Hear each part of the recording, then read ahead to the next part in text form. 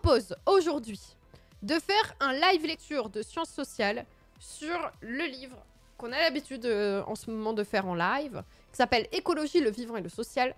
C'est un bouquin de vulgarisation scientifique sur les questions écologiques.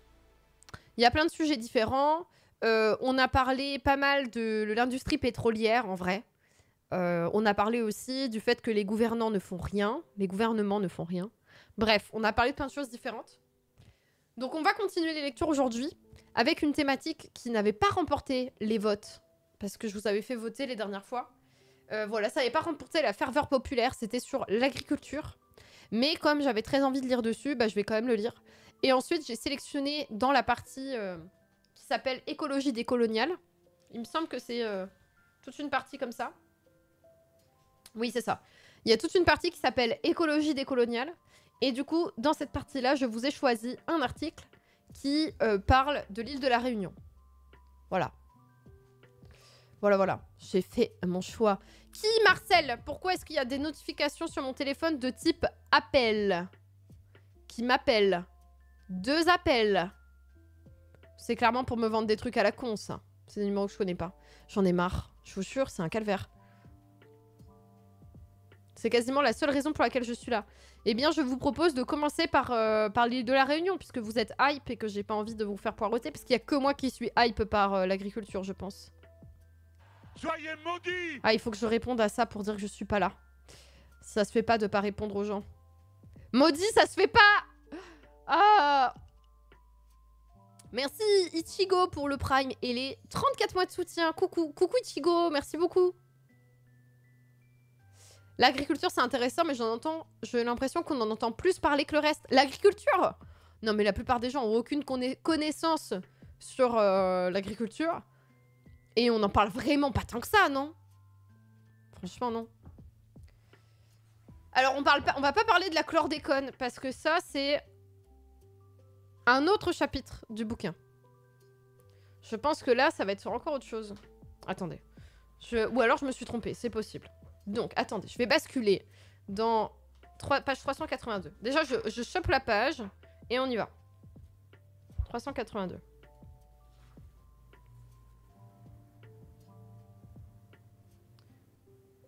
Si, c'est ça, ça commence par « à la Réunion ». Voilà. Non, c'est bon, c'est bon, c'est bon.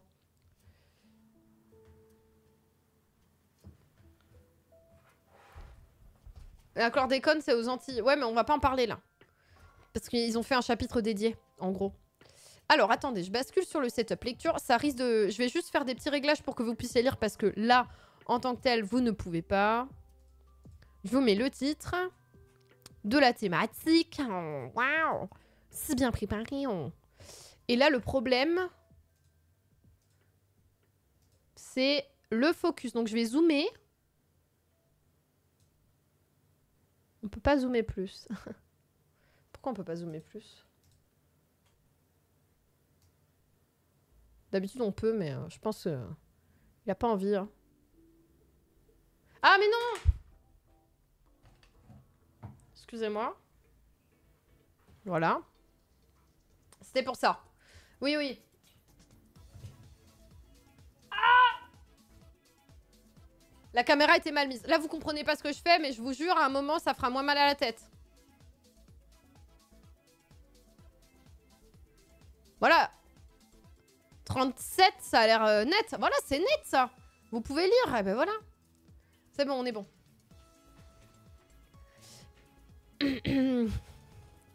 Alors, je vire mon téléphone qui me gêne.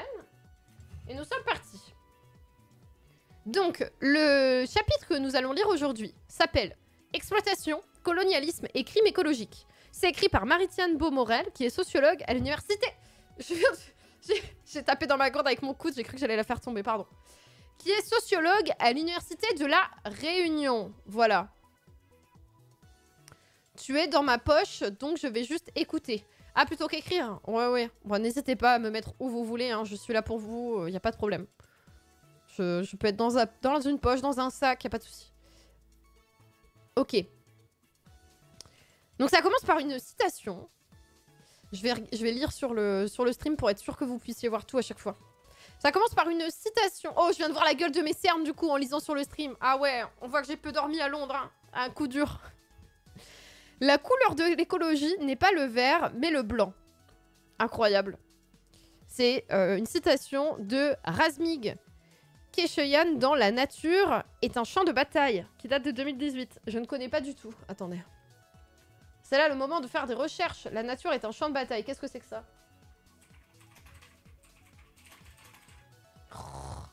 Ça vient de me faire agresser par une notif. Adblock a été mise à jour. C'est super.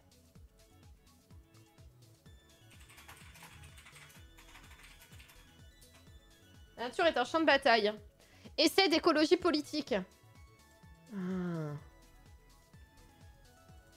Ok, c'est sorti en 2014.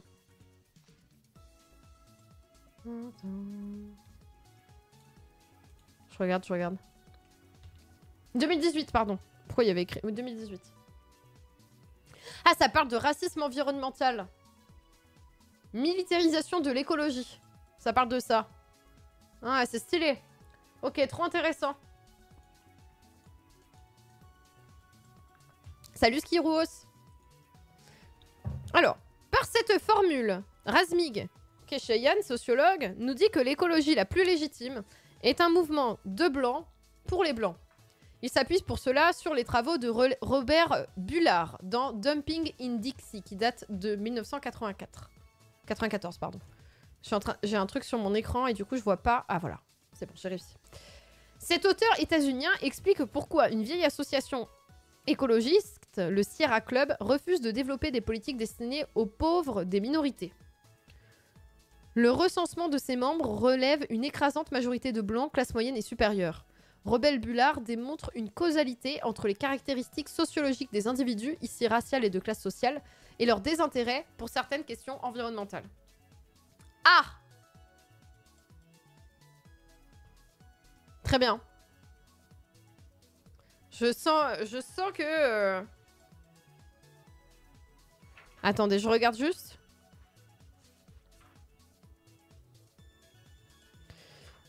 Ok. Je sens que va y avoir tout un bail. Je regardais juste la longueur de l'article. J'ai l'impression que c'était court. J'ai l'impression que ça va nous servir de... Ça va permettre de parler du fait que quand les luttes sont portées par d'autres institutions que celles qui sont occidentales et blanches, quoi, souvent c'est vu comme conservateur, du folklore, ou en tout cas c'est pas du tout légitime. Et ça se fait complètement écraser. Les mouvements locaux se font beaucoup écraser. Il y a les grosses ONG qui débarquent et paf! Le titre, un peu une vibe, la sociologie, un sport de combat. Un petit peu, ouais. Dans La nature est un champ de bataille. Ouais. Oui, bah un champ de bataille, je pense, c'est de lutte sociale, quoi. C'est un peu l'idée. Je sais pas trop parce que du coup, je connaissais pas du tout le bouquin. Salut Castet.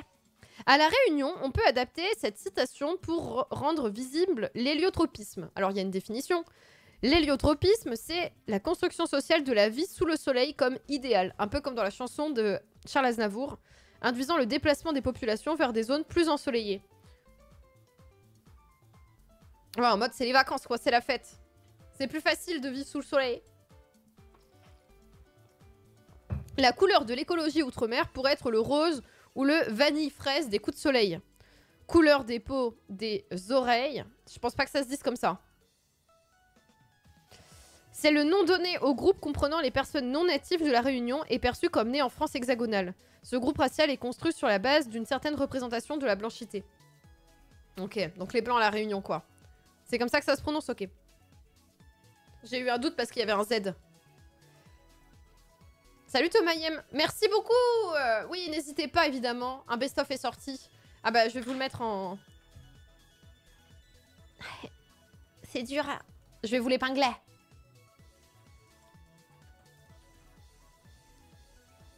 Voilà, je l'ai épinglé. Comme ça, vous pouvez le regarder. Nouveau best-of C'est pas sorcier qui est sorti hier, évidemment. Puis on se regardera un C'est pas sorcier après. Ok.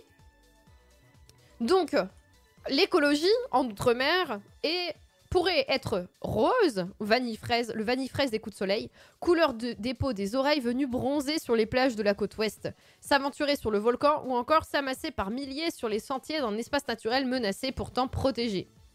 Nous faisons ici référence au grand raid qui traverse le parc national de la Réunion, réunissant 7400 coureurs. Oh, hors staff médical et organisation. Ah oui, les gens viennent courir sur des terres protégées pour faire leur petit trail là. Aïe, aïe, aïe, aïe, aïe.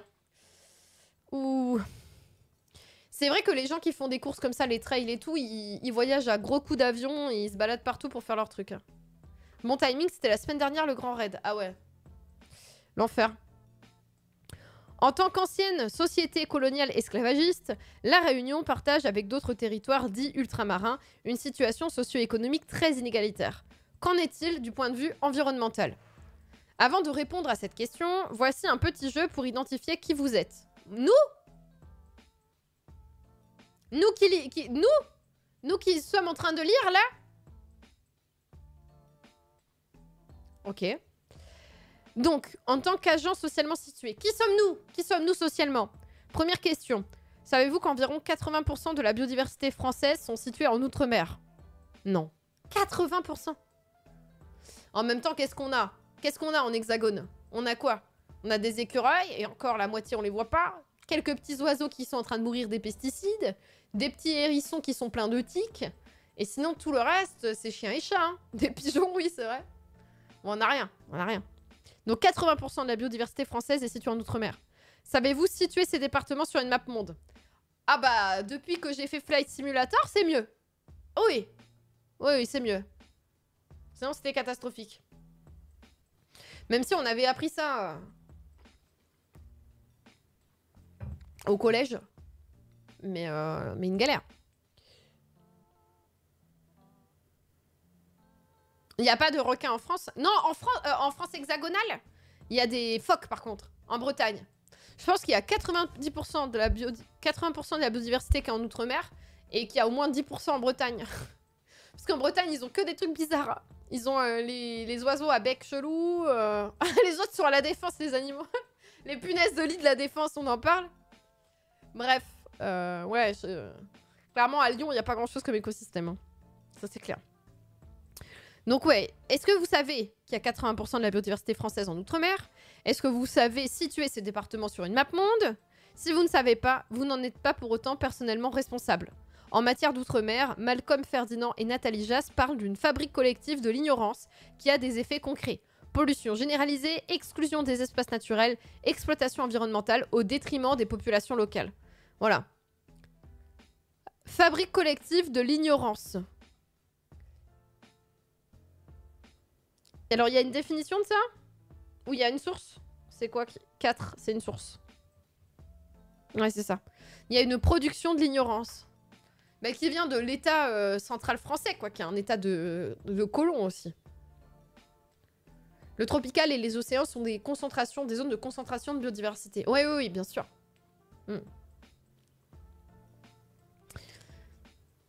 Le concept de prédation environnementale rend compte des modalités d'accaparement de la nature pour la protéger, pour l'exploiter ou pour en tirer un profit en évacuant, limitant ou délégitimant certaines pratiques selon des normes du bon usage héritées de la bonne société coloniale esclavagiste, c'est-à-dire la société blanche à la période coloniale, ou produits par des classes raciales actuellement dominantes. Donc c'est le concept de prédation environnementale. C'est tu viens t'approprier un environnement qui n'est pas le tien en tant que colon, au détriment des populations locales. C'est soit pour l'exploiter, soit pour le protéger selon tes critères à toi que tu leur imposes.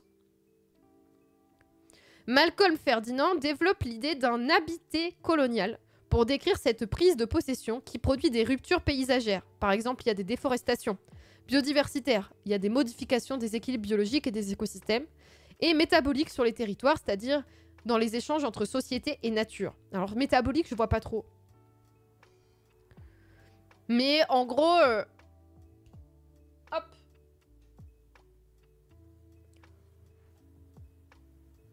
Je sais juste situer le McDonald's le plus proche sur Google Maps. Ah oui.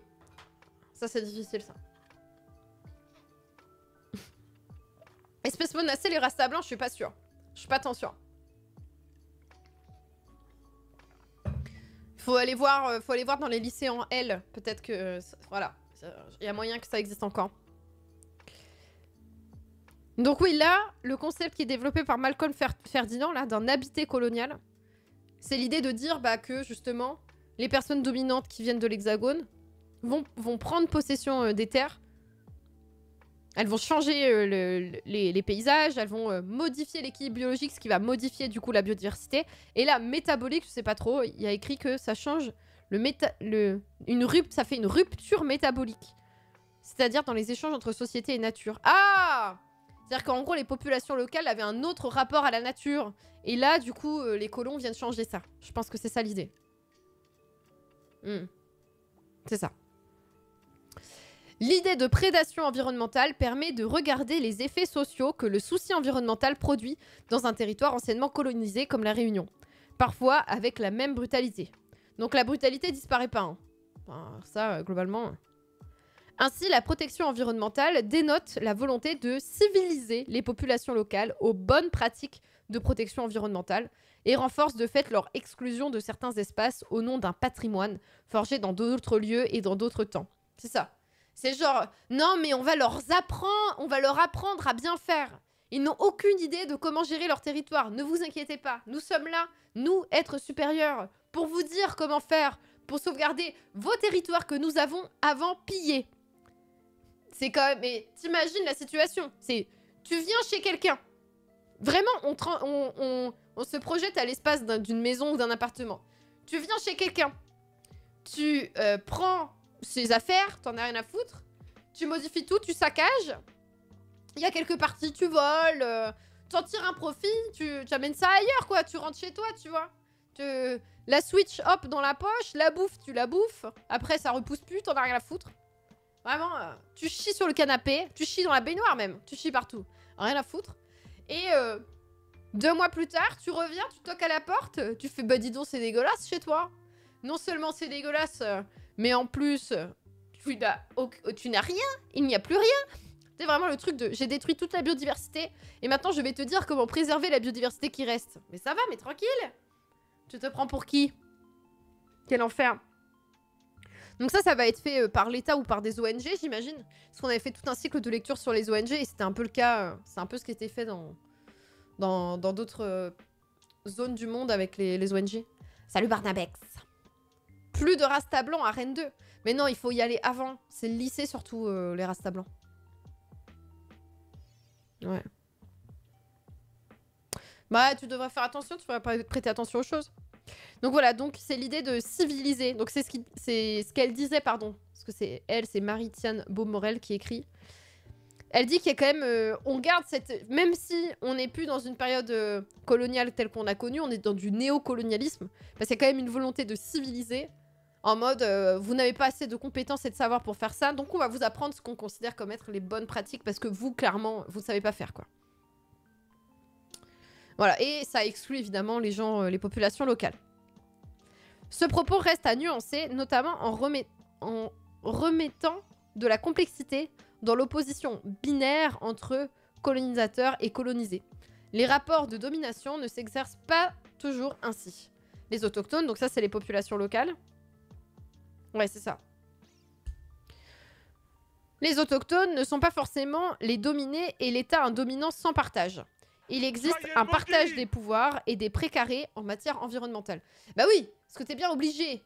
Sinon, ça se voit trop aussi. Hein. T'es bien obligé de donner du pouvoir à certaines personnes des populations locales, des postes décisionnaires ou quoi, pour que ça passe.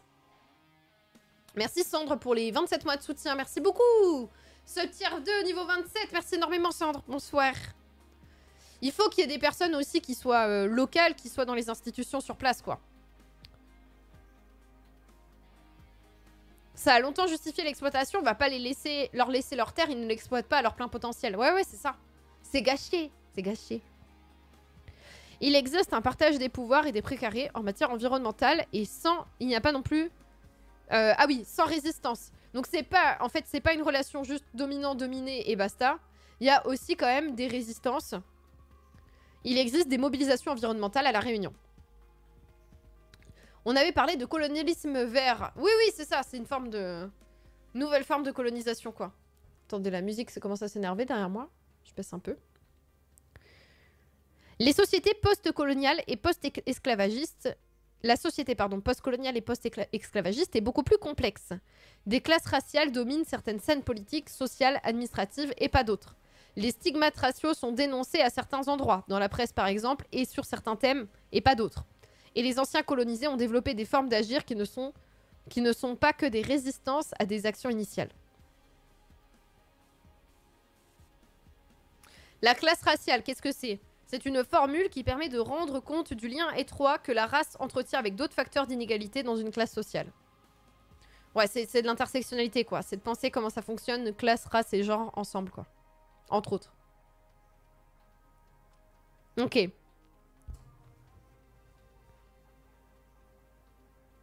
Donc voilà, donc en fonction de qui tu es socialement, tu vas pas avoir les mêmes postes aux mêmes endroits. Et donc, tu vas pas avoir le même pouvoir décisionnaire.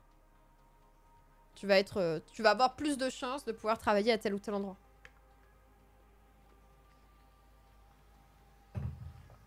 Savoir, c'est pouvoir, écrivait Michel Foucault. La question du savoir est cruciale pour comprendre les écologies dans des contextes post-coloniaux. Alors, le contexte post-colonial, c'est une situation qui considère que le poids de la colonisation n'est pas allégé après le départ ou le changement de statut de la force colonisatrice. Ça, faut pas se faire avoir. Je lis la définition. Faut pas se faire avoir parce que quand on se dit contexte post-colonial, on se dit bah c'est après la colonisation, donc c'est bon, c'est tranquille. Ça veut dire que la colonisation n'existe plus. Non, ça existe encore, mais la situation a évolué puisque effectivement, il y a plus la même manière de gérer. Mais ça peut être plus insidieux, quoi. Mais en tout cas, voilà. Même s'il y a un changement de statut des territoires, bah ça veut pas dire pour autant qu'ils sont pas colonisés. Merci Spooky. Soyez maudits. Merci Spooky Pimous pour les 6 mois de soutien. Merci beaucoup. Bonjour en retard. Bonjour. Donc voilà, donc il faut se dire, il faut comprendre que c'est le fait d'avoir des informations, de savoir, qui va permettre aussi à des gens de dominer, d'avoir plus de savoir que les autres. Donc d'avoir accès aussi des meilleures formations, quoi. Si le savoir expert y fonde l'action publique environnementale, les pouvoirs publics ne s'appuient pas toujours pour autant sur des travaux en sciences sociales pour connaître les rapports des populations ultramarines à la nature. Ah bah ça, rien à foutre. En gros, pour mettre en place une politique publique qui va être par exemple de dire telle zone, on décide qu'il va falloir la protéger. On considère que bah, voilà, ce territoire-là, la biodiversité y est importante et ce territoire-là, on va le protéger. Bref. Pour pouvoir déterminer ça, il faut que des scientifiques fassent des travaux pour dire pourquoi est-ce que cette zone-là est importante. Mais il faudrait aussi qu'on fasse intervenir des sociologues qui connaissent le fonctionnement des sociétés et qui peuvent dire, bah, la population sur place ou aux alentours et tout, voilà comment c'est perçu, voilà qu'est-ce qu'on pourrait faire, enfin voilà comment eux vivent dans ce territoire-là, comment est-ce qu'ils l'investissent, qu'est-ce que ça représente pour eux, etc. Mais ça, c'est pas fait. Bizarrement, la phase sociologue, en général, pour les politiques publiques, on l'oublie. Voilà, on l'oublie. Salut l'autre connard en tongue. Donc il y a une étape qui est loupée. Et donc forcément, ça veut dire que les décisions peuvent être aussi un peu moins bonnes quand elles sont prises. Puisqu'elles ne prennent pas en compte les savoirs locaux. Oui. Problème. Après, il faut pas juste écouter les sociologues. Le problème, c'est que donc dans le savoir scientifique, il n'y a jamais le savoir des sciences sociales. En général, tu vois, anthropologie, sociologie, même psychologie, même si j'aime pas ça, allez, pourquoi pas. Histoire et tout ça, enfin bon, ça c'est pas pris en compte. Mais il y a aussi juste les savoirs locaux et les savoirs qui passent pas forcément du coup par un cursus universitaire, quoi, mais qui passent par les connaissances qu'ont les gens par, comment on appelle ça? Par empirisme, voilà. D'avoir vécu les choses, de connaître le territoire, enfin voilà. Vraiment, bah juste un savoir que tu as parce que tu vis ici avec ta famille depuis des années, etc. Et que vous avez l'habitude d'habiter ce territoire. Donc là, c'est pour ça qu'elle parlait de savoir expert. Le savoir expert, c'est disons, t'as une expertise, et cette expertise, elle est souvent adoubée, validée par des institutions officielles, de l'école, quoi. Et autres trucs comme ça. Ça y est, je sens que mes lèvres sont en train de s'assécher. Faudrait que j'aille chercher un petit labello après... quand je prendrai une pause de la lecture. Mais oui, effectivement, voilà, les sciences sociales sont pas consultées, mais c'est pas les seules à pas être consultées. Par exemple, par rapport à la médecine, il y a un gros reproche qui est fait en mode bah, le savoir médical avant tout. Et en fait, il y a des associations de patients qui se rendent compte qu'ils ont un véritable savoir sur comment est-ce qu'ils vivent la maladie dans leur corps, et du coup qui pourraient, s'ils étaient écoutés par les médecins, si on prenait en compte ce savoir-là, ça pourrait aider à mieux soigner, et à mieux accompagner, à mieux gérer les souffrances, notamment dans les cas de cancer, etc. Donc voilà, donc il y a des gens qui parfois s'auto-organisent pour dire, mais en fait, voilà, qui créent des collectifs en disant, mais en fait, nous, on sait des trucs et on peut... Enfin voilà, on peut améliorer notre quotidien. On n'est pas obligé de juste suivre ce que les médecins nous disent. On peut ajouter des choses en plus qui nous soulagent. Mais bon, en général, les savoirs que tu as en toi parce que tu es une personne qui a vécu des trucs, ça, bizarrement, tout le monde s'en fout. Il faudrait trouver une manière de les incorporer. Bon, en vrai, ça serait juste un fonctionnement plus démocratique et ça permettrait que ça soit incorporé, mais bon.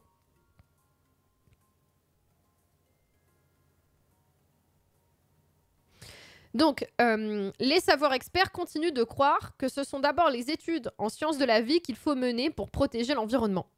Les sciences sociales ne sont jamais parmi les premières convoquées quand il s'agit de comprendre comment protéger un espace naturel, sauf pour fabriquer le consentement des populations locales. C'est ça. En fait, quand on fait appel aux sciences sociales, on va dire, c'est quoi le mot? Oh, on va faire du... Oh mon Dieu. De la concertation publique, voilà.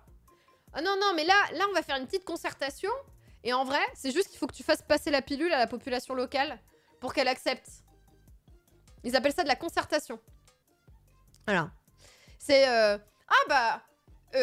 on va faire des ateliers pour dire qu'on a tel projet. On va demander aux gens ce qu'ils en pensent. On va leur permettre de créer des propositions. Et bizarrement, les propositions sont jamais prises en compte parce que le programme est déjà en cours. Et voilà, rien de ce que tu fais en atelier n'est jamais utilisé. Si ce n'est de pouvoir dire « Oh, regardez, on a fait des ateliers, donc la population locale est pour, puisqu'elle est au courant, puisqu'on l'a informée, puisqu'elle a même participé, elle a fait des propositions. » Et voilà, et du coup, ça leur permet de valider le projet, de faire un joli petit... Hop là, ça c'est fait.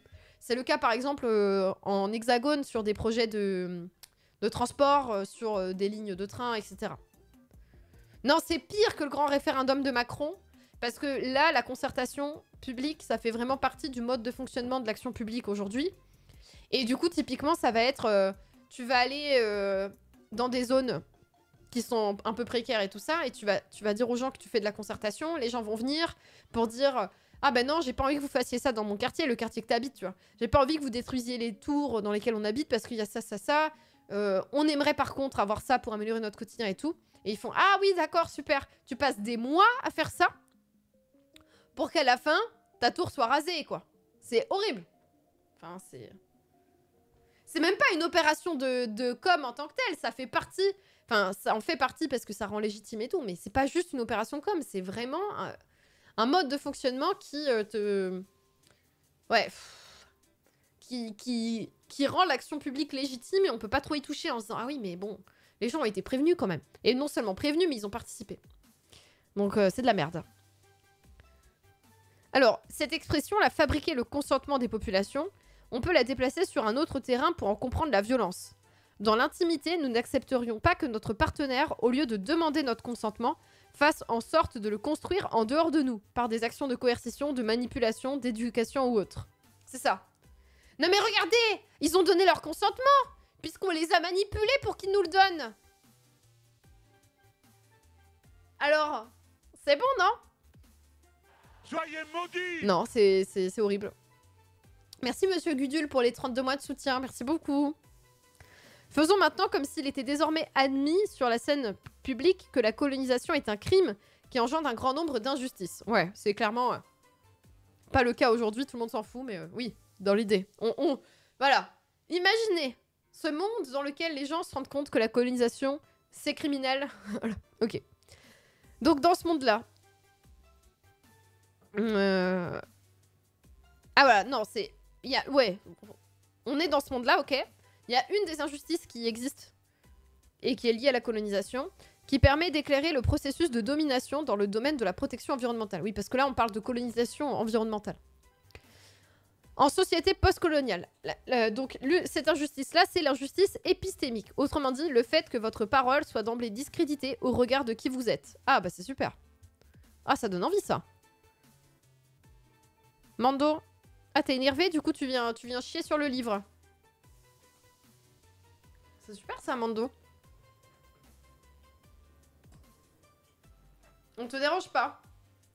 Là, vous avez le poil roux en gros plan. Hein. J'espère que vous appréciez. Tu veux venir sur mes genoux? Allez, viens.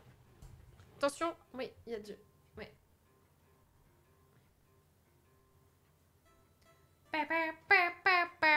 Miaou, merde. Faire caca sur la table, c'est de la concertation. Ouais, c'est ça. Salut aux armings. Ouais. C'est de la pure forme. Oui. Petit chat.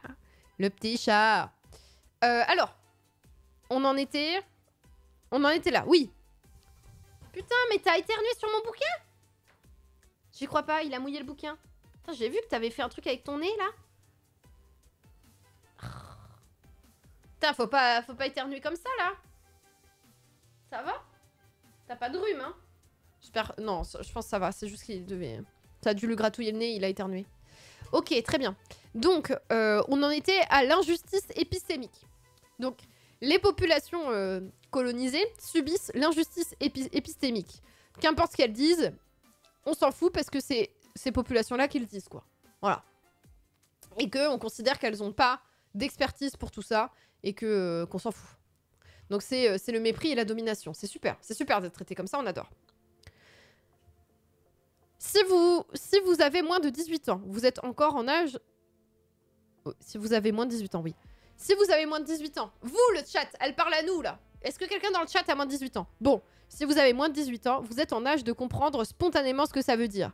Souvenez-vous de la dernière fois que vous avez émis une idée contradictoire devant un groupe d'adultes. Ouais. Après, être une femme aussi, des fois, c'est les mêmes bails. Hein. Pour certaines personnes, tu donnes ton avis sans mode « Mais t'es qui? Pourquoi t'as parlé ?» L'enfer, quand même. Autre exemple, l'idée communément admise que les Réunionnais sont de parfaits ignares en matière environnementale ou qu'ils ont à ce point perdu le contact avec la nature qu'il faut les éduquer constitue, faute de preuves scientifiques pour étayer cette prétendue ignorance ou cette perte, une parfaite injustice épistémique. C'est quand même violent. Hein. On te dit que tu gères mal et que tu connais rien au territoire sur lequel tu habites, quoi. T'es là genre... Mais tu es qui pour me dire ça? Excuse-moi. Encore des gens qui sortent de la Sorbonne ou autre, là.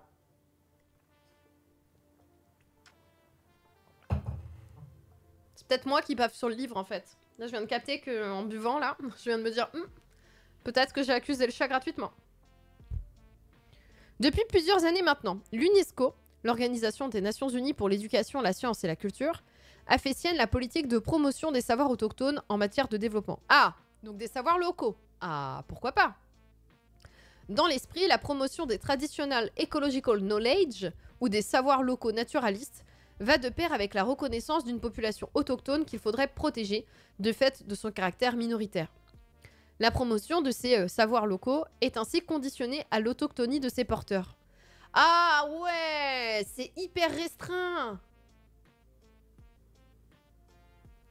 Ok, mais à La Réunion, où l'autochtonie ne répond pas à la définition de l'ONU, les indigènes n'ont pas un statut à part, ils sont français. Heureusement, direz-vous. Même s'ils ne possèdent pas toujours les mêmes droits que les hexagonaux. Ouais, c'est ça, en fait. C'est en fait comme t'as la citoyenneté française et tout. Parce qu'en fait, il y a certains pays, comme aux États-Unis, où il y a des réserves d'indigènes et tout ça. En gros, c'est des personnes qui n'ont pas du tout le même statut et pas les mêmes droits. Il y a ça aussi au Canada. Et c'est en train de... Je vais aller vous dire, c'est en train d'avancer sur la reconnaissance et tout ça, mais en vrai, c'est très compliqué. Et quand tu regardes au Canada, par exemple, le nombre de femmes assassinées, ils tuent... Enfin, tu sais, vous savez, les féminicides et tout ça, le fait de tuer des femmes, machin. Et bah, il y a beaucoup, il y a une surreprésentation de femmes autochtones, alors qu'elles sont plus tant que ça dans le pays, quoi. Donc, c'est très, très inquiétant. Mais bref, il faut avoir ce statut-là, d'être reconnu comme étant des populations autochtones et locales, pour pouvoir avoir le droit à pouvoir exister et faire la promotion de ton savoir. Là, t'es considéré comme français, donc en fait, on fait pas la diff et basta. Avec l'hexagone. Ils font pas la différence avec l'hexagone d'un point de vue droit international. J'ai chaud froid, je ne sais pas quoi faire de mon corps. Vous allez voir, si je me mets en t-shirt, je vais avoir trop froid. Je le sens, je le sais. Voilà. Ouais. Ouais, je le sens instantanément. Super. J'avais mis un pull plus léger en début d'après-midi et j'avais trop froid. C'est super. On est dans un corps défaillant, là. Ok.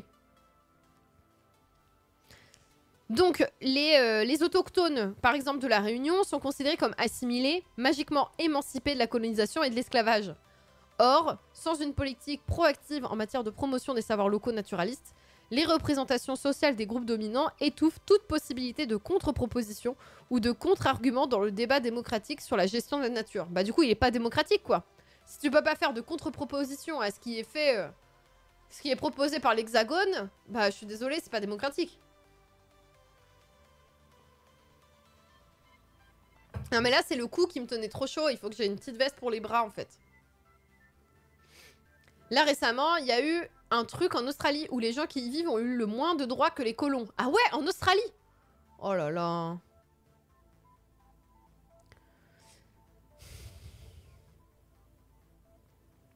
En matière environnementale, les locaux sont convoqués au titre de leur légitimité, mais rarement comme détenteurs de savoir utiles. Voilà. Donc en fait, ils sont là.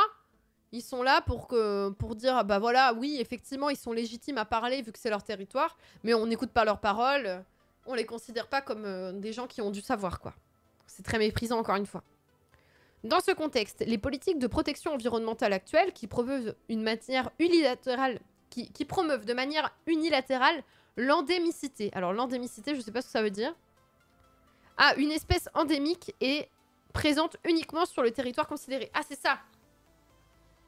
Donc ça veut dire que les politiques de protection de l'environnement qui sont mises en place en ce moment à La Réunion ne protègent que les espèces qui n'existent que sur ce territoire. Donc les espèces 100% originales, quoi.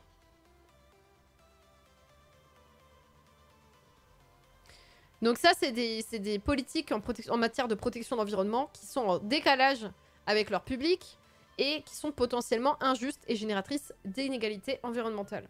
Ah ouais. En Australie, les colons ont fait un référendum pour décider s'ils reconnaissaient ou non les autochtones.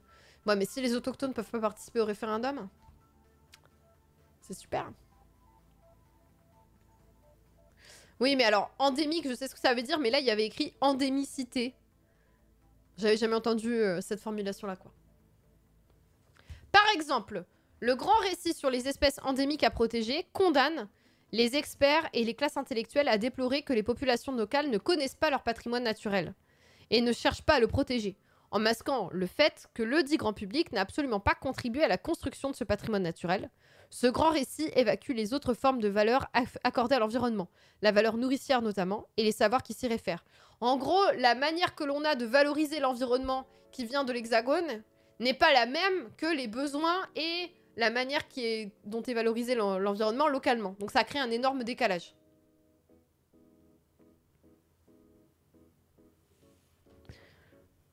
Petite nuance, à La Réunion comme ailleurs, l'argument économique, la valeur marchande, constitue la seule protection des savoirs et des pratiques locales. Dans le cas de la promotion des plantes médicinales, par exemple, l'argument de l'emploi pour développer la filière, de la culture à la vente, et d'autorité sur un territoire qui connaît l'un des plus forts taux français de chômage des 15-24 ans. Le capitalisme serait-il le seul rempart aux injustices épistémiques? Ah oui, là où on écoute la population locale et on se dit, ok, effectivement, il faudrait... il faut faire ça, c'est quand il y a de l'argent qui entre en jeu, quoi. Super. C'est super. Vraiment, c'est génial. Ah, si on peut faire plus de thunes avec ça, on y va. Mais j'avais pas du tout suivi ouais, ce référendum en Australie. Là, j'en ai pas du tout entendu parler. Tu dis quoi, le Rigdash? Il y a eu beaucoup de désinformations sur le sujet. En pratique, le sujet, c'est de savoir s'il fallait rajouter au Parlement un organisme supplémentaire composé de membres autochtones pour donner leur avis sur les sujets les concernant. Les aborigènes en haute sont toujours aussi citoyens que les autres ethnicités, toujours le droit de vote et ont des représentants au Parlement. C'est juste une organisation supplémentaire qui n'avait qu'un rôle consultatif qui n'a pas été créé. Mais on sait pourquoi ça n'a pas été créé. C'était quoi les arguments qui faisaient que des gens étaient contre? Parce qu'en fait, là, le problème, c'est que... C'est sûr qu'ils ont moins de représentants au Parlement que les colons, tu vois. Ça, c'est sûr. C'est sûr et certain.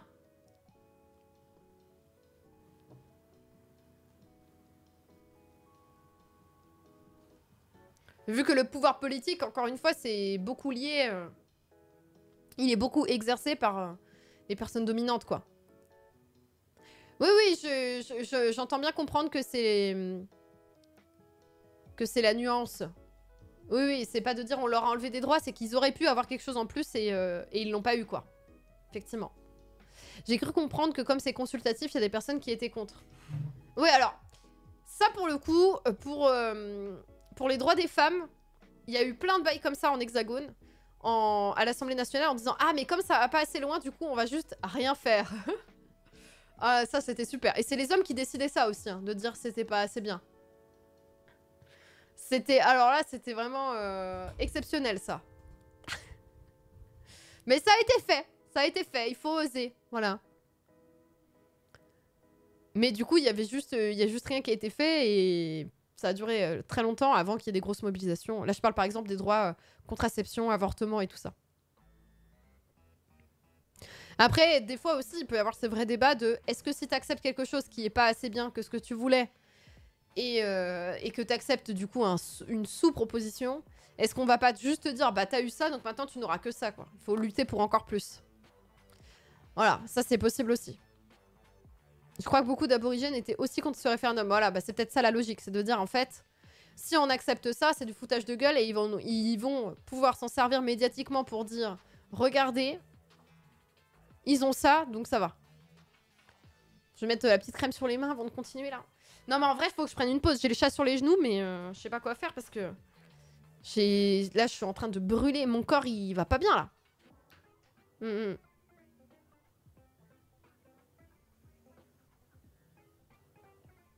vais continuer un petit peu parce que ça me fait... Bah voilà, le bouchon qui tombe. Tout me dit de prendre une pause. Je vais continuer un petit peu parce qu'il y a le chat sur les genoux quand même. Salut, Captain. Incroyable. Chat sur les genoux, interdiction de bouger. Putain, tu te rends compte quand même? C'est vrai qu'on avait fait des lectures sur la Martinique. Guyane-Martinique, on n'avait pas fait la Réunion encore. Parce que... ouais, la plupart des travaux qu'on avait lus, c'était Martinique surtout. Salut Radiwi. Sur les mouvements sociaux. Alors, on est en train de parler des mouvements écolos, enfin de l'écologie à la Réunion. Et donc là, on était en train de dire que les personnes qui sont réunionnaises, quoi, donc les personnes qui sont locales, ne peuvent pas, malheureusement, ne sont pas entendues par les experts de l'environnement, parce qu'ils considèrent qu'ils ne connaissent rien, quoi. Il y a un côté très méprisant et surplombant de la part des gens venus de l'Hexagone. La stigmatisation de certains usages de la nature, qui est considérée comme du braconnage ou des dépôts sauvages, est une suite logique de ce déni épistémique. Donc le fait de dire toi tu n'y connais rien, donc enfin je vais relire la définition de déni injustice épistémique pour être sûr de pas vous dire de la merde, parce que mon cerveau il a été grillé par Londres, c'est compliqué. L'injustice épistémique, c'est le fait que votre parole soit d'emblée discréditée au regard de qui vous êtes, c'est ça. Comme c'est toi qui parles et que toi t'es capable de braconner, bon bah ferme ta gueule. Voilà, par exemple, c'est de se dire voilà. Par essence, cette personne n'a pas les compétences. Avec tous les clichés qui vont avec. Donc la stigmatisation de certains usages est une suite logique de ce déni épistémique, qui nécessite une solution radicale, l'éducation. Ainsi, des programmes de gestion environnementale promeuvent à l'unisson la sensibilisation et l'éducation à l'environnement comme force soi-disant populaire de protection de la nature, visant le grand public et non seulement le public scolaire. Ouais, voilà, donc c'est de dire... En fait, vous n'y connaissez rien, hein. Vraiment, c'est encore une fois hyper méprisant. C'est soit vous êtes con, soit vous n'y connaissez rien. Donc, venez, on va vous éduquer parce que nous avons les bonnes pratiques et les bons savoirs. Tout en reniant, évidemment, le fait que les populations locales aient leur propre savoir aussi. L'empire médiatique Murdoch a full fake news et a réussi à retourner l'opinion publique. Attends, quoi ? Ah, mais vous êtes encore sur l'Australie, là. Ah oui. Chat sur les genoux, interdiction de bouger. Là, je commence à le sentir que je vais pas tenir longtemps. Hein. Je suis en train de gigoter là. Ce plébiscite généralisé affecte autant les promoteurs, incapables de voir autrement qu'à travers le prisme de la sensibilisation et de l'éducation, que les élèves qui incorporent parfois le sentiment de leur infériorité au point de délaisser les sujets qui les concernent. Ça, c'est le pire. Ça, c'est le pire. J'en ai pas mal entendu parler par... de la part de personnes qui ont subi la colonisation et qui témoignaient de ça, de dire qu'en fait, tu te sens pas... Ouais, c'est ça. Tu te sens comme une merde, tu te sens pas légitime et tu finis par te dire que les autres savent mieux que toi. Mais ça, c'est marrant parce que du coup, en tant que... C'est pas du tout... Ça a rien à voir avec la colonisation, mais... En tout cas, ça a à voir avec les rapports de domination et quelqu'un qui se pose comme supérieur à toi. Et voilà, en bougeant, le chat finit par partir de lui-même parce qu'il est mal posé. Quel génie. Comme ça vient de lui et pas de moi. Et ouais, donc pareil, le vécu des femmes, c'est des fois... Toi, tu dis que tu te sens comme ça et tout, et t'as par exemple pendant plein de périodes, c'était des médecins hommes qui venaient dire « Mais non on n'a aucune recherche sur le corps féminin, rien n'a été fait sur quoi que ce soit, mais on peut vous dire que là, ce que vous dites, c'est de la merde, madame. C'est pas vrai. » Et t'es là genre « Pardon quoi c'est-à-dire que comment? Excusez-moi, je ne comprends pas. » Quel plaisir, vraiment quel plaisir. La technique du gigotage est fermement condamnée par la convention de Miaou. Ouais, voilà, il a mis son énorme queue évidemment sur la caméra, il va la faire tomber. On adore. Le liquide menstruel, c'est pas de l'eau. Ouais, voilà, typiquement, ce qui a été découvert récemment, là, que les tests qui étaient faits pour les protections hygiéniques, c'était fait avec de l'eau, alors que effectivement, bah, ce qui sort de l'utérus ne ressemble pas à de l'eau, bizarrement. Voilà. Mais typiquement, ouais, je trouve que dans ce rapport médecin et personnes soignées, soignant-soigné, on va dire, il y a vraiment ce truc-là très asymétrique. Et oui, t'as fait des études et tout ça, et bien sûr que t'as une connaissance qu'on n'a pas, mais les savoirs sont complémentaires. En fait, c'est ça qui est énervant. C'est que, dans le meilleur des mondes, c'est complémentaire. Typiquement, sur l'environnement, les recherches qui sont faites par des scientifiques, par les biologistes, etc., c'est complémentaire de la manière qu'ont de vivre les populations locales et de leur savoir. C'est ça le problème. C'est que c'est complémentaire. Et ça devrait fonctionner ensemble. Il ne devrait pas y avoir un au-dessus de l'autre, et donc, du coup, les décisions prises créent des problèmes pour les populations locales. Ça n'a pas de sens de faire ça, c'est abusé. Le chat s'est posé. C'est pas un liquide bleu comme dans les pubs. Si, il y a du canard WC qui sort de ma chatte. Si. Bien sûr. Donc voilà, donc là, les élèves qu'on essaye de sensibiliser sur les questions écologiques incorporent parfois le sentiment de leur infériorité et délaissent les sujets qui les concernent. Autrement dit, on est loin de l'injonction à la participation qui exige, dès son premier article, donc la loi Barnier, ça, que les dispositions relatives à la participation du public soient mises en œuvre en matière d'environnement. Ah oui, d'accord, il y a une loi qui dit que si tu prends des décisions en termes d'environnement, il faut que les populations soient prises en compte.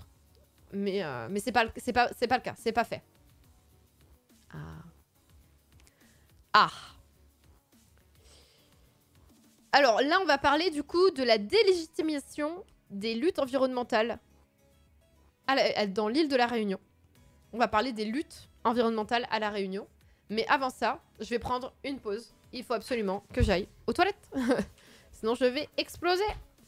Et trouver une autre veste. Là, franchement, il est pas mal l'article. Hein. Je trouve ça intéressant, là. Comment est-ce que, en fait, on te fait croire... Ça, c'est ouf. Hein. On te fait croire que tu n'as rien à dire sur quelque chose dont tu es concerné par le sujet. On te fait croire que ce que tu dis n'est pas intéressant. On te fait croire que tu ne sais pas. C'est ouf. Hein. C'est horrible. C'est horrible. Mais c'est ce qu'elle disait plutôt dans l'article, hein, c'est de la manipulation.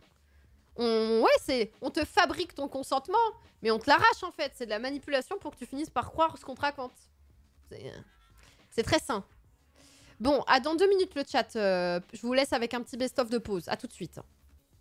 Ces cheveux ont été coupés au ciseau de cuisine. Et vous avez vu? J'ai pas du tout la même tête. Hein. J'essaye d'ouvrir la porte. Peur, impossible d'ouvrir la porte. Désolée. Quelqu'un peut essayer d'ouvrir... Ah! C'était quoi ça? Il attaque! Quand la lumière clignote, c'est qu'il est à côté et qu'il attaque. Il est là, les filles! Il est derrière, il y avait sa tête! Vous avez pas vu son crâne?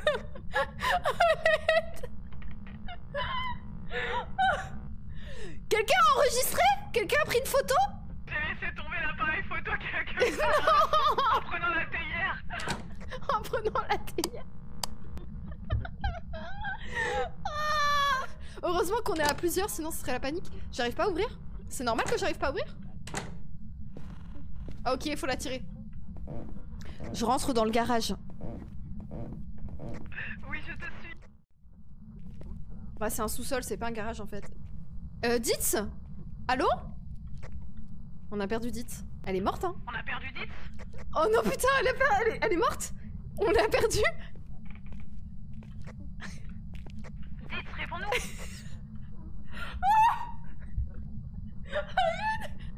Peut-être que le signal est brouillé dans le garage. Peut-être que le signal est brouillé. Mais le voyant est vert, donc le disjoncteur est bien allumé, on peut remonter. On va... Je crois qu'elle a vu le fantôme et elle est... Au secours, j'arrive plus à parler. À l'aide. Je remonte. Ouais. Dites, il y a son cadavre. Oh bah putain, mais qu'est-ce que c'est que ça? Il y a la... Il y a son cadavre. Il y a son cadavre avec son émetteur qui trouve les fantômes. Elle n'a même pas pu enregistrer la peur. Oh non. Mais... Il y a Bulle qui arrive plus à parler. Du coup, quand le fantôme est apparu, il l'a buté? Il l'a tué. Il l'a tué. De retour. De retour, désolé. J'ai pris une veste noire du coup, hein. Là on est bien. Maudit. Last of Us c'est vraiment du trauma porn. Also Maudit nous met en permanence la mort de Dith sous les yeux. Ouais, faut absolument que je change le best-of, je suis désolée. Salut Farfa. Suffit de voir la panique morale sur l'autodiagnostic alors que c'est littéralement le point de départ de tout processus médical. Mais c'est horrible. En plus, du coup, c'est grave intégré. C'est ah lol, autodiag et tout. Bon, moi, j'aime bien rire du fait que je suis connasse autodiag, par exemple. C'est vrai. Aigri autodiag et tout ça. Mais bon, ça, c'est absurde. Mais tu vois, sur les gens qui disent... en fait, là, je sens qu'il y a un problème et je me renseigne et je me rends compte que c'est potentiellement ça. Et les démarches, tu vois, par exemple, sur les TDAH, les démarches sont tellement longues pour pouvoir faire reconnaître des trucs que t'es là en mode, ben, mec, juste arrêtez de vanner sur les neuroatypies, ça va, quoi. Calmez-vous. Mais ouais, il y a beaucoup de mépris par rapport à tout ça, ouais. C'est vrai. Ça va très bien, Rage de Léa, en tout cas, merci. Alors, quand je lis, je bafouille un petit peu aujourd'hui, hein, je suis désolée. Mais là, vraiment, les 7 jours à Londres, j'ai pas beaucoup dormi, comme vous l'aurez compris. À la tête de mes cernes, à la taille de mes cernes. Trop cool le best-of sur la laitue de ta mère. La laitue de ta mère! Oui, bien sûr. Là, on continue les lectures et après, on fait un petit best-of, enfin, un petit react, c'est pas sorcier. En attendant, je vous ai glissé un petit best-of hier sur YouTube. Eh oui. Oui. Les médecins aiment trop te dire que t'as rien parce qu'ils ont pas envie de s'occuper de toi. Mais ça, c'est la manière dont le travail est fait, quoi. Tu sais, au bout d'un moment, en fait, vu le manque de moyens... Là, je parle pas forcément je parle pas des généralistes, mais par exemple, dans l'hôpital public, quoi, le manque de moyens fait que on préfère dire que t'as rien, quoi. Et pas passer du temps à essayer de te diagnostiquer. C'est horrible. C'est horrible à... J'en étais où? Oui, il y a aussi les médecins qui s'informent pas. Bah, c'est vrai que... C'est un peu à la rue des fois, quoi. Tu vois que sur certains sujets, les formations, ça va pas. Ça, et puis bah, la grossophobie, quoi. Sur tout ce qui est question de nutrition et tout ça. Oh là là là là là là. C'est calvaire, hein. C'est horrible. J'essaie de retrouver... Ah, il est là, le bouton. Merci, Bubule! Pour les 11 mois de soutien, merci beaucoup, Bubule. Il est là, mon crayon. Soyez maudits! Merci pour le soutien, Bubule. 11 mois, là, c'est beaucoup. Ah oui, j'ai reçu la notif. Attendez, j'en profite. Ah, le chat est venu râler. Je lui ai donné 3 coquettes pour le faire taire. Il a pas apprécié du tout. Je comprends pas. Je prends en photo mon magnifique setup de stream. C'est pour garder trace. Garder trace du chaos qui se passe ici, hein.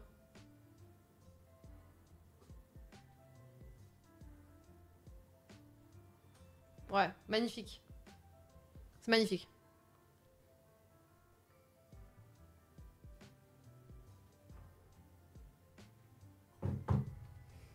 Oui. L'autodiac, c'est surtout ça si tu ne deviens pas une spécialiste de tes troubles. Ah! C'est pas les médecins qui vont t'aider à Zodiac parce qu'ils ont zéro connaissance. Oui, oui, bah oui. Oui, mais le problème... Soyez maudits! Le problème de ça, c'est que si tu viens et que tu expliques à un médecin ce que t'as trouvé et voilà, ils vont te dire « Ah, mais vous n'y connaissez rien, pourquoi vous faites ça? Ah non, non, non !» Et ils se braquent. C'est bon, le chat est revenu sur mes genoux instantanément, vous avez vu? En détruisant tout. Merci Arminton pour les 63 mois de soutien. Bonjour, bonjour Armin. Bonjour, bonjour. Merci pour les 63 mois. Ok, ça c'est bon. Ok, je repose. Vive ta chaîne d'intérêt public et pour une bonne santé mentale. C'est trop adorable. Merci Bubule. Adorable.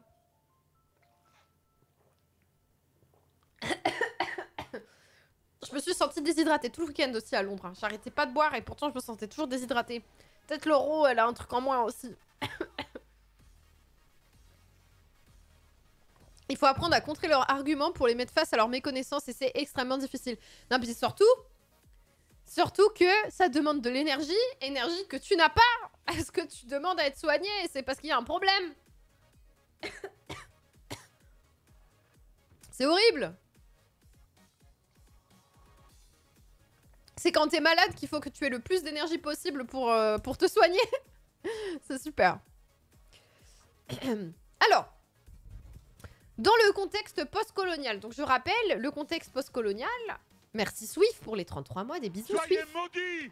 Le contexte post-colonial, c'est le contexte dans lequel, techniquement, sur le papier, on n'est plus en situation de colonisation, mais les problèmes sont toujours les mêmes, et ça existe toujours. Dans le contexte post-colonial, les populations locales sont condamnées à être les jambes et les petites mains des penseurs jugés légitimes pour la protection environnementale. Donc des exécutants du travail qui est réalisé, enfin de la pensée qui est réalisée par des intellectuels de l'environnement. Même quand elles luttent, donc les populations locales, hein, même quand elles luttent et rendent publics leurs soucis écologiques, ce dernier peut être délégitimé. En disant « Ah non, en fait, ils n'ont pas vraiment quelque chose à foutre ». Plusieurs personnalités ont bien décrit le scandale de la chlordécone aux Antilles. Comment se fait-il qu'aucune lutte de ce genre n'ait eu lieu à La Réunion? Ce territoire aurait-il miraculeusement échappé au racisme environnemental? Les dénonciations et les mobilisations contre les scandales sanitaires et écologiques y seraient donc inutiles? Point d'interrogation. Alors le racisme environnemental, ça n'a pas été défini parce que je pense que c'était dans un chapitre plus tôt qu'ils l'ont fait. Ah bah non. Ah bah non. Si, on l'a lu ensemble, le racisme environnemental. Il n'y a pas un sommaire qui met tout au même endroit. Je crois pas qu'ils aient fait ça. Non, ils ont pas fait ça. Tant pis, Internet sera mon ami. Salut Polichinelle. Il y a une époque, il y avait la notion d'éducation thérapeutique qui émergeait avec l'inclusion du Platon dans son suivi et de savoir de ses capacités. Oui. Oui, c'est vrai qu'il y avait ça. Mais là, on parle de cas où les gens sont déjà diagnostiqués pour l'éducation thérapeutique. Par exemple, dans des cas de cancer, quoi. Allez! Allô? Non, c'est pas au début du chapitre, il y a pas. Non, non. Mais non, mais mon clavier, il est en train de mourir, Christian, pas comme ça.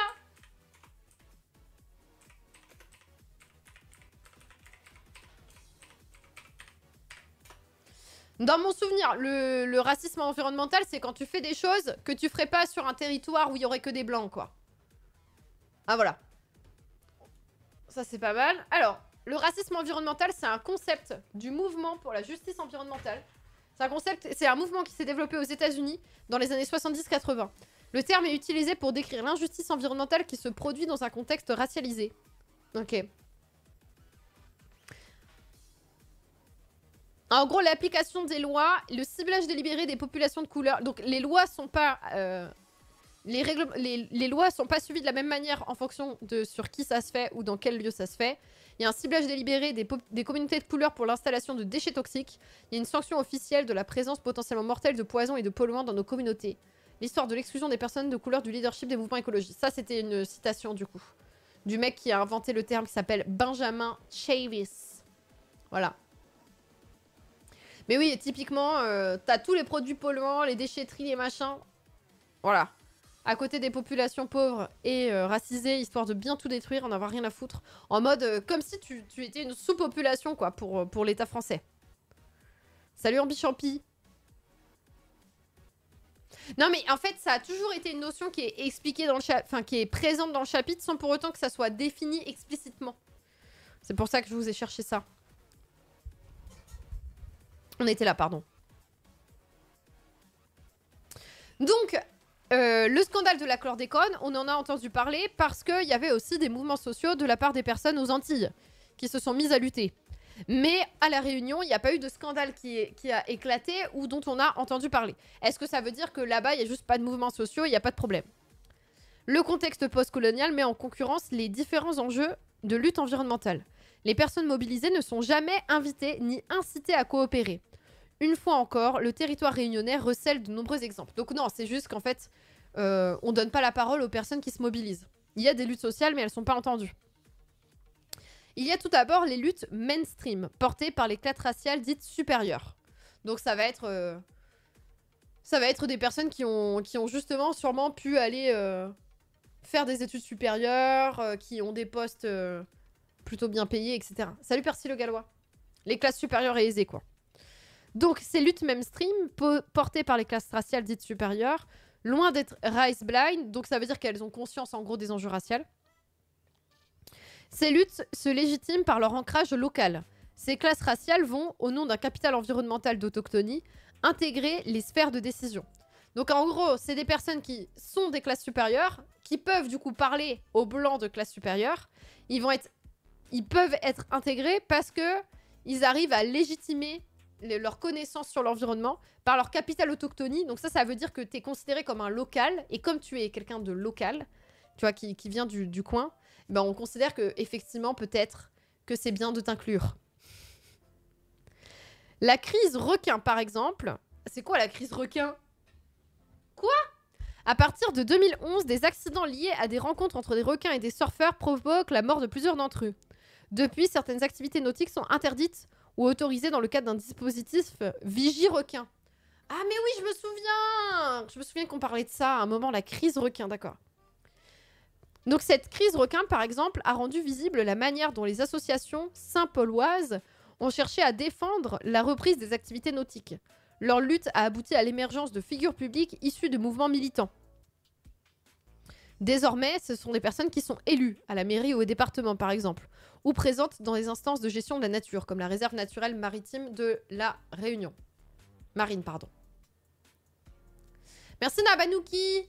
Soyez maudits! Merci Nabanouki pour les 60 mois de soutien. Et hop, la soixantaine. Mais surtout que je me souviens pas qu'est-ce qu'ils avaient découvert. Parce que les requins sont pas censés être agressifs envers les humains. Du coup, je me souviens pas ce qu'ils avaient découvert pour... D'où venait le problème. Sûrement encore, on a niqué leur écosystème et du coup, ils finissaient par prendre des mauvaises décisions, les requins. Je crois que cette planche est un truc que je peux manger. J'ai tellement faim. J'ai tellement faim, je mangerai même une planche. Petite planche de surf pour le goûter. Mais je me souviens plus du tout. Je me souviens qu'ils en parlaient beaucoup, effectivement. Donc c'est 2011, ok. Ça date.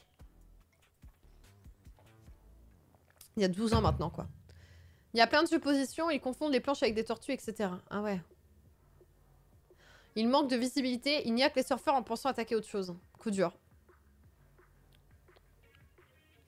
Donc voilà, donc il y a les gens de classe supérieure qui sont locaux, qui vont pouvoir intégrer des instances de décision, qui vont notamment être élus à la mairie, au département, ou faire partie des réserves naturelles. Voilà. En parallèle, il y a les Rutes marrons ou Mizouk, ou peut-être Misouk, je ne sais pas, qui tirent profit de leur invisibilité. Ce sont des résistances ordinaires, mises en œuvre moins comme une stratégie réactive de survie que comme une pratique active de transformation de soi et de la société. Ces luttes invisibles, très souvent endogames du point de vue racial, s'exercent hors du contrôle de l'État et s'illustrent par le caractère illégal, mais pas forcément immoral de leurs pratiques, comme replanter un terrain public en espèces indigènes sans autorisation. Ah! Des petites résistances qui se font en douce. Incroyable. Disons qu'en même temps, si tu dois attendre l'aval de l'État pour pouvoir prendre des décisions qui te seront utiles, des fois, la petite désobéissance civile, là. Est-ce qu'ils ont essayé de mettre en place un numéro vert pour résoudre le problème? Ou les requins pourraient parler de leurs problèmes alimentaires? Ouais. Enfin, certaines luttes sont délégitimées, notamment celles qui dénoncent des formes d'exclusion environnementale. Donc ceux qui viennent pointer du doigt le fait que les colons les délégitiment, les méprisent et leur laissent pas la parole, ces personnes-là qui pointent du doigt ce problème-là, comme par hasard, sont critiquées. Et ce sont celles qui sont mises à distance et exclues. Oh, comme c'est bizarre! Comme c'est bizarre.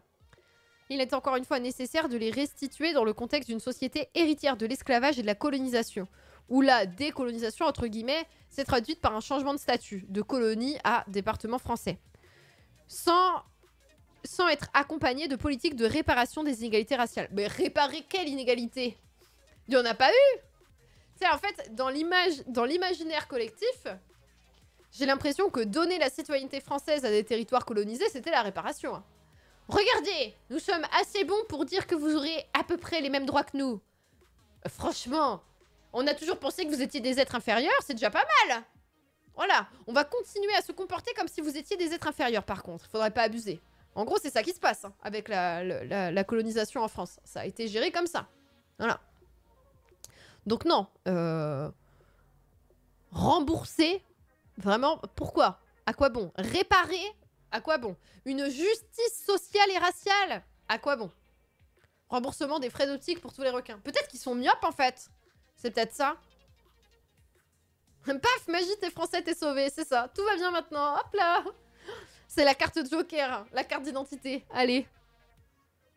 Pendant ce temps-là, si tu viens par exemple de... Ouais, bah, en vrai l'île de la Réunion aussi. Hein. Si tu viens de ces territoires-là, qui ont été colonisés anciennement, et que tu viens en France hexagonale avec tes papiers français et que tu essayes de trouver un appartement pour faire tes études, par exemple, ou trouver un travail à l'hexagone et tout ça, eh bien, il y a personne qui voudra de vous. Hein. Les agences, elles veulent pas...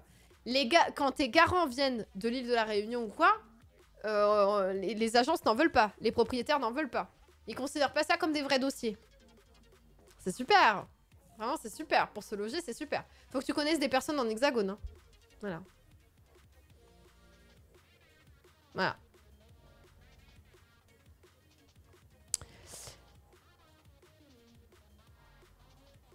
Donc c'est ce que je disais, ce qu'on lisait là. La décolonisation s'est traduite par le changement de statut de colonie à département français, sans être accompagnée de politiques de réparation des inégalités raciales. La République ne reconnaît pas les races. Donc elle les ignore, même dans leurs effets les plus injustes. Tandis que depuis plus d'un demi-siècle, des universitaires anglo-saxons et hispaniques dissèquent le poids des inégalités raciales en matière d'environnement pour mesurer le racisme environnemental. En France, on évoque le poids de la race. Quand on évoque le poids de la race dans la construction sociale de la nature, le color blind, donc le fait de ne pas voir les couleurs et de dire ah ben non, il n'y a pas de problème, on est tous égaux, donc du coup, comme on est tous égaux, blancs ou quoi, ça change rien. Mais voilà, ils font ça pour tout. Hein. Le color blind, donc l'aveuglement républicain là, implique au mieux d'inclure la race dans la classe sociale, contribuant à l'effacement des discriminations exclusivement raciales, ou de nier le poids des discriminations raciales envers l'environnement. Le racisme agirait partout, sauf dans le rapport avec la nature. Donc en gros, en France, soit on dit non, tout le monde est égaux, c'est écrit, liberté, égalité, fraternité, c'est écrit, tout le monde est égaux, donc il n'y a pas de problème de racisme. Non, on voit pas ça, voilà. Soit on dit, ah oui, mais le racisme, c'est les classes populaires, donc c'est que les pauvres qui subissent ça, et c'est avant tout, du coup, lié à la classe sociale. Donc ça permet de complètement éviter le problème du racisme encore.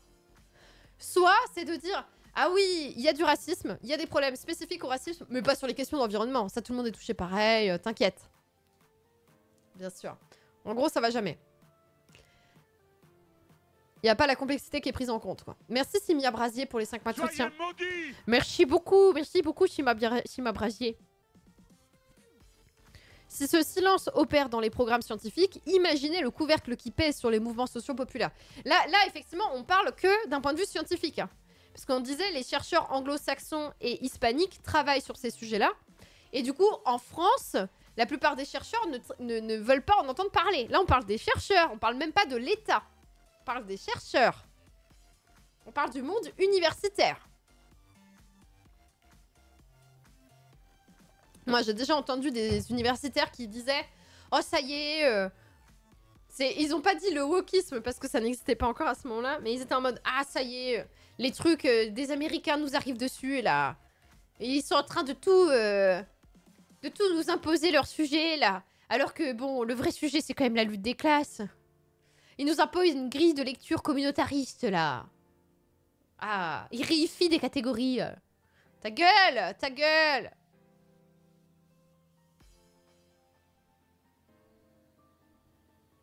Vous êtes en train de vous faire assassiner? Mais non, mais c'est illégal, les gens peuvent pas faire ça. Vous êtes en train de vous faire violer? Mais non, c'est illégal, les gens font pas ça, c'est pas possible. C'est pas possible parce qu'on est tous égaux. Ben oui. Incroyable. Donc, les mouvements sociaux, populaires, environnementaux existent et luttent, comme celui pour la défense du domaine public maritime. Mais ils sont régulièrement disqualifiés sur la scène publique au motif qu'ils seraient trop violents ou qu'ils ne seraient pas assez écologiques. Ah bah oui! Et ils sont pas... Ah bah c'est sûr! Quand tu imagines une lutte écolo, tu veux que ça soit que l'écologie le sujet. Mais bizarrement, il y a d'autres sujets qui se mélangent, quoi. Bizarrement, quand t'es plus pauvre ou que t'es racisé, tu vas pas vivre les problèmes écologiques de la même manière. Ou les subir exactement les mêmes choses. Mais ça leur plaît pas. Ah non, tu fais un truc politique, pas écologique. L'écologie, c'est pour tout le monde. L'écologie, ça ne devrait pas avoir de couleur politique. L'écologie, nous sommes tous concernés. Donc lâchez-moi cette politique-là. Arrêtez.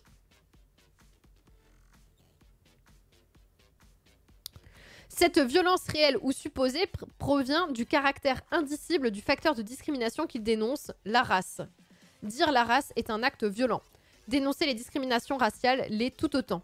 En revendiquant l'application du droit français sur certains espaces naturels populaires, comme notamment les plages, des militants natifs aimeraient exprimer leur exclusion des aménités environnementales, mais tout l'enjeu réside dans le fait de ne surtout jamais verbaliser qui les ont accaparés et qui doit aujourd'hui les restituer. Tu peux pas, oui c'est ça.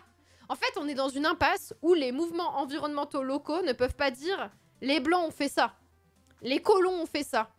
Il y a un non-dit qui est énorme et si tu commences à dire ça, tu vas être disqualifié. Parce qu'on va dire quoi? Quoi? Mais tu penses que la race existe? Et voilà. Et du coup c'est fini.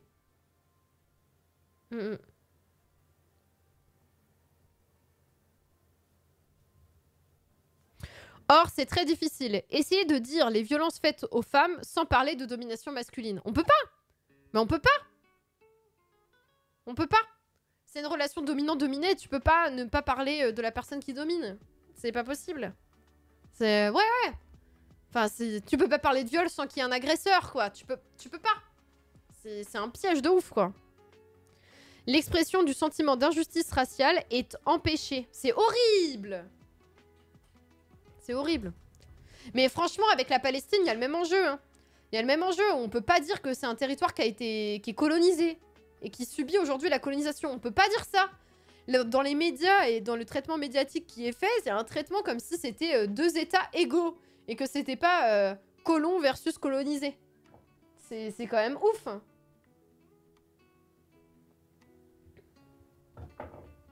Sur les îles de Polynésie, tout le littoral est envahi d'hôtels de luxe et la population n'a quasiment plus accès aux côtes. Oh là là. Ouais, donc là, c'est ça dont il parlait, de revendiquer l'application du droit français dans les espaces naturels populaires comme les plages. C'est les natifs qui demandent ça en disant non mais en fait là, l'utilisation des plages par les touristes, c'est bon quoi. Donc voilà, donc comme... l'expression du sentiment d'injustice est empêchée, ils peuvent pas dénoncer qui les domine. Il faut que dans leur discours, ils apparaissent comme des égaux de leurs dominants. C'est quand même... Enfin, t'es quand même bien piégé dans tout ça. Ça fait que le mouvement est discrédité. Entre autres, au nom du potentiel racisme anti-oreilles ou anti-blanc. Voilà, c'est ça. Sur toi plane constamment la menace que tu es, en fait... dans une situation où tu discrimines en fait les blancs. En fait, c'est ça. Tu es les blancs. C'est ça, tu les détestes. On a compris. Quel enfer.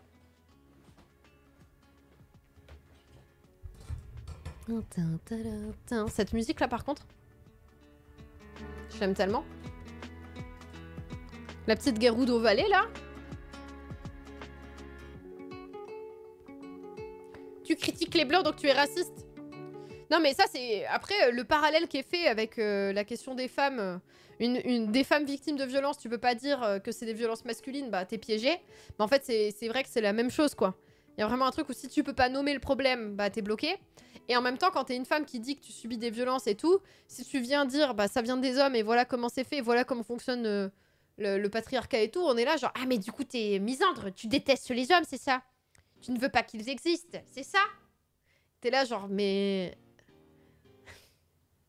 On est en train de parler de système de domination, de rapports de pouvoir et de comment pouvoir travailler sur les rapports de pouvoir. Ça fait beaucoup de pouvoir, mais vous avez compris l'idée, quoi. Comment est-ce qu'on peut transformer pour éviter que ces rapports de pouvoir continuent à exister?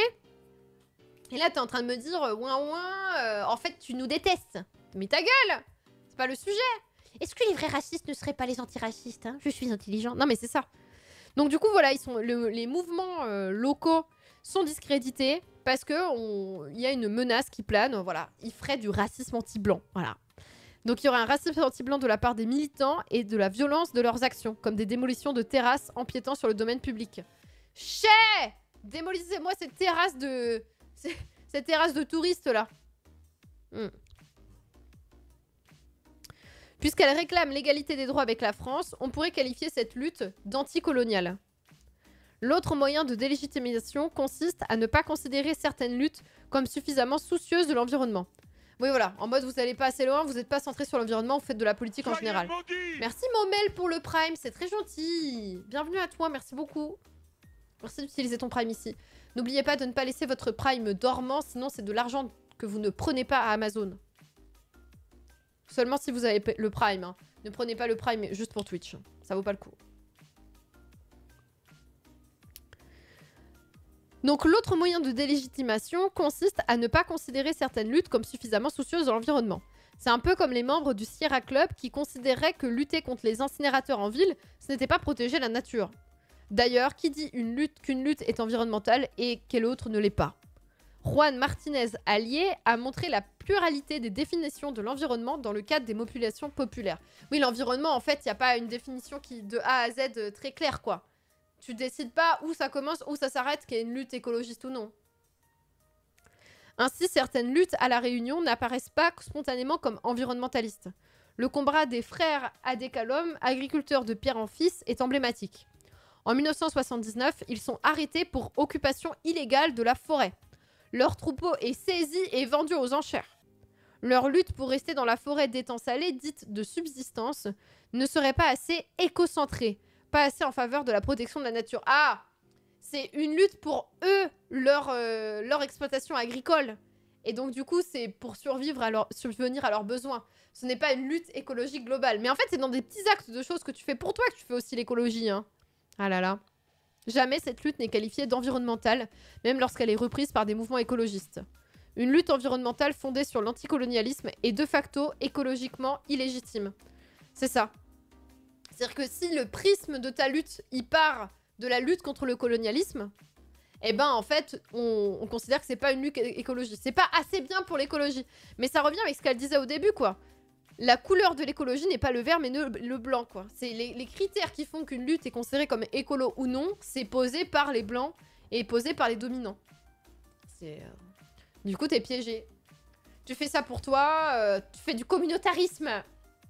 C'est pas de l'écologie, c'est du communautarisme.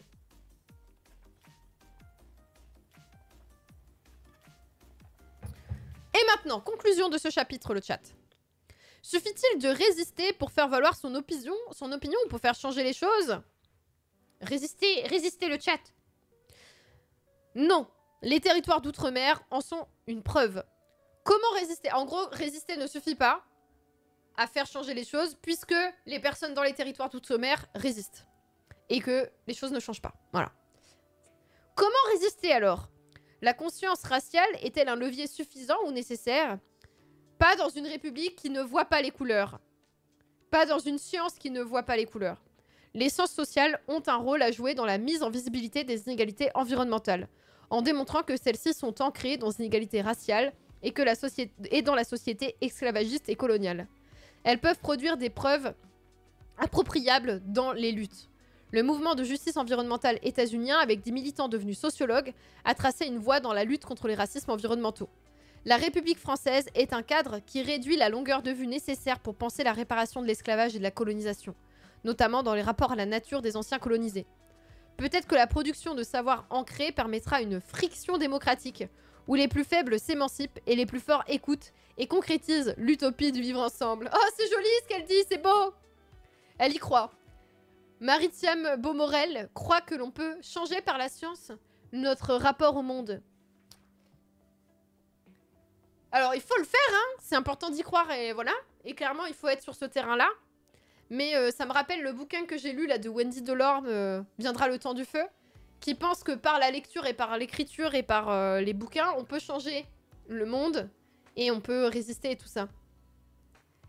Et donc, moi, j'ai l'impression que c'est la multiplication des espaces où on ne laisse pas le choix aux gens de se positionner et que de prendre conscience des problèmes et de voir qu'il y a des problèmes et donc du coup de pouvoir faire des actions à partir de ça. Donc oui, effectivement, ça passe par la science. De dire que, en fait, si aujourd'hui les gens subissent du racisme et voici ce qui se passe aujourd'hui, la colonisation existe toujours et tout ça, ça c'est important. Mais ça passe par partout, tout le temps, en fait. Mais ça, je pense qu'elle est d'accord avec ça, hein, dans ce qu'elle dit là. Le GIEC réprouve un peu ce concept. De quoi? Pourquoi? Comment ça? Non, mais là, elle est pas en train de dire faites des petits gestes. Elle est en train de dire il faut investir l'espace de la science et ne pas laisser le choix que les travaux scientifiques se positionnent sur ces sujets et prennent en compte les questions de racialisation, en gros. Mais c'est ça l'enjeu. C'est ça. Mais tout comme, tu vois, le contenu que tu fais sur Internet en étant de gauche, tu dois prendre en considération ces sujets-là. Et c'est évidemment, quand t'es pas concerné, très difficile, parce qu'il y a un travail énorme à faire pour se renseigner. Mais c'est important de le faire, tu vois. C'est important de le faire. Mais du coup, c'est de se dire, on ne laisse aucun espace... Ouais, on ne laisse aucun espace comme ça continuer à exister sans que notre parole existe. Ah, amener la science à changer la société. Ah oui, oui, oui. Je veux dire, le GIEC, ça fait des années qu'ils en parlent, mais ça ne bouge pas ou peu. Oui, oui, ça, oui. Mais en fait, c'est encore une fois, c'est que là, les mouvements écologistes, on en parle beaucoup plus. Je sais que le GIEC et que les scientifiques qui parlent du réchauffement climatique, ça fait des années qu'ils en parlent et tout. Je vais passer dans cette scène-là pour dire ça. Ça fait des années qu'on en parle et ils sont pas écoutés. Mais il y a une multiplication de choses. C'est que là, maintenant, il y a des films qui sont faits sur le sujet, des documentaires. Enfin, tu vois, on est bombardé de représentations qui parlent de ça. Il y a des mouvements sociaux qui sont énormes. On n'arrête pas d'en parler. Et du coup, ça fait que collectivement, avant, c'était pas un sujet, le réchauffement climatique. Moi, j'en ai toujours entendu parler depuis que je suis gamine. Je sais que le réchauffement climatique, c'est une chose qui arrive. La couche d'ozone, machin, on parlait de tout ça. Mais c'était en mode, oh, un truc un peu lointain et tout. Là, je trouve que le contexte politique qu'on a réussi à créer fait que on y mit face. Et c'est pour ça qu'il y a un retour de bâton, d'ailleurs. Mais on est obligé de voir que ça existe. Tout comme pour les mouvements féministes avec MeToo, on est obligé de voir qu'il y a des dénonciations, tu vois. On en parle. Alors oui, c'est pas écouté, ça bouge pas, mais il y a des actions quand même qui sont mises en place. Et ça, déjà, rien que ça, c'est bon signe. Mais par contre, sur la colonisation, c'est vraiment quasiment invisible, pour le coup. Moi, j'ai l'intime impression que sur les questions écologiques et sur les questions de violences faites aux femmes, c'est visible, mais que plein d'autres sujets, validisme, question de neuroatypie dont on parlait tout à l'heure, psychophobie et tout, question de colonisation, question de transphobie, machin, clairement, ça n'est... Enfin, voilà, ça n'existe plus du tout, quoi. Enfin, ça existe par les personnes concernées et par des personnes militantes, mais ce que je veux dire, c'est que ce discours, il est pas porté publiquement, quoi. Merci, Sir Queen. Merci. Société de merde. Merci beaucoup. Merci. Bienvenue à toi. Merci, merci. C'est très gentil. Merci pour le sub. Tu deviens un win, camarade Raton. On dit des scientifiques qui sont trop politisés. On médiatise des gens en les traitant d'éco-anxieux. On médicalise les gens en les traitant d'éco-anxieux. Oui. Ah, c'est vrai. C'est marrant parce que l'éco-anxiété, moi, je vois pas ça comme un truc médicalisant, mais je vois ce que tu veux dire. Ok. Oui, c'est intéressant. Quand les forêts crament, Macron nous sort son fameux « qui aurait pu prévoir ?» Ouais. Salut Rigop. Là, franchement, la lecture, c'était pas sur... Enfin, moi, je trouve que la lecture...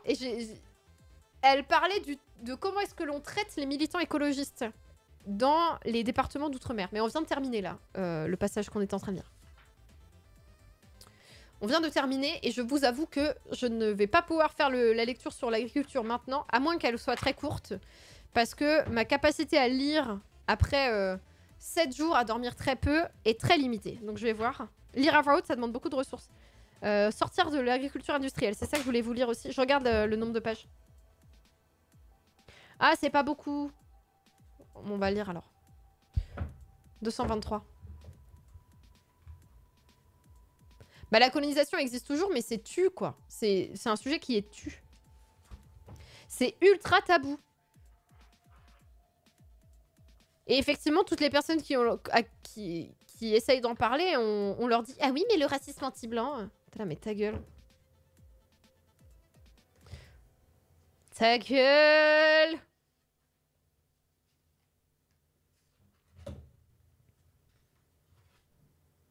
Ah mais on l'a déjà lu!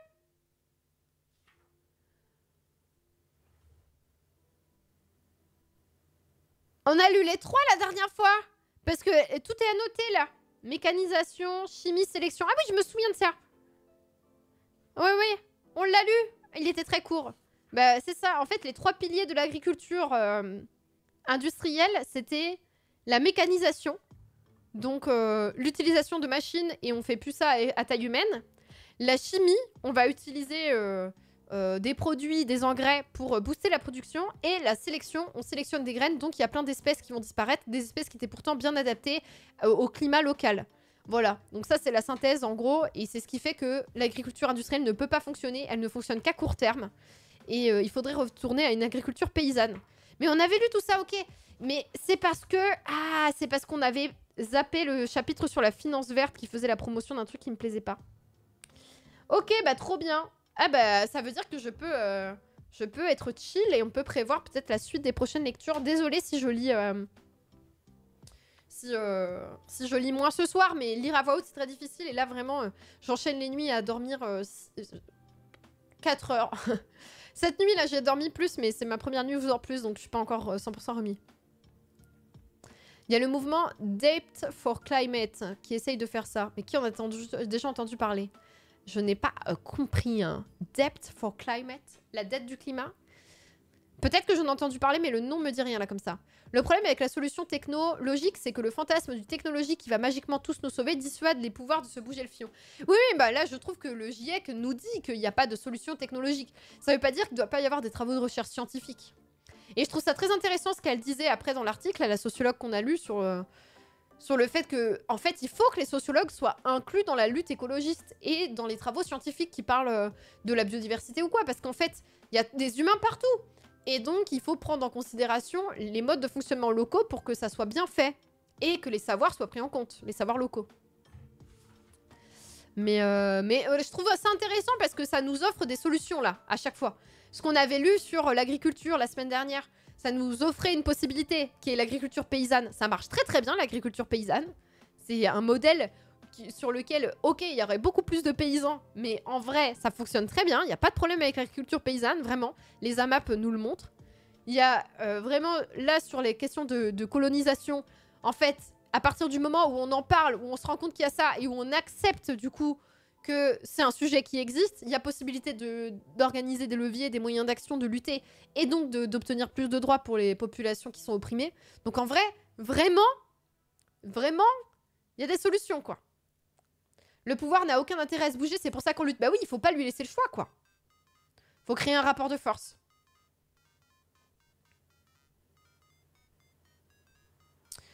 Ouais, non, mais c'est terrible. Donc voilà, et donc on va continuer, tout ça pour vous dire qu'on va continuer sur cette ligne-là de, 1, établir un peu le bilan de ce qui se passe aujourd'hui, et 2, après, trouver des solutions pour s'en sortir. Ce que je vous propose de lire la semaine prochaine, c'est... là, on a parlé de la question de la colonisation, mais ça parlait beaucoup de lutte des classes. Ça pourrait être cool de lire sur, justement, la question des classes sociales. Le commun est-il si commun? Nature et conflit de classe, ça peut être pas mal, je pense. Ça, c'est fait par qui? Par un... C'est très court en plus comme chapitre. On pourra faire ça. 316.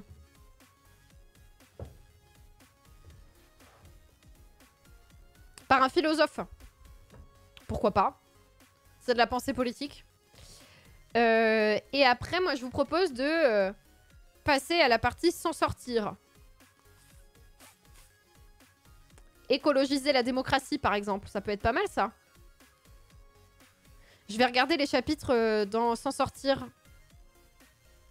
Des indigènes à l'avant-garde du combat en Amérique latine. Ça peut être bien aussi de voir comment font les gens dans d'autres pays. Je vais feuilleter les chapitres pour voir si c'est intéressant. Et puis, je ferai une petite sélection. Non, c'est parce que j'ai lu moins longtemps que la dernière fois. On va passer un petit réact, c'est pas sorcier pour me faire du bien. Mais on a lu moins longtemps que la dernière fois. Mais ouais, écoutez, franchement, je suis contente.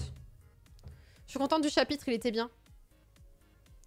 Ah, Eva a lu Écofascisme d'Antoine Dubio en live. Ah bah tu peux envoyer le lien, Lisa Bulle, alors. Et le mettre sur le Discord, c'est complémentaire. Trop bien. Trop bien.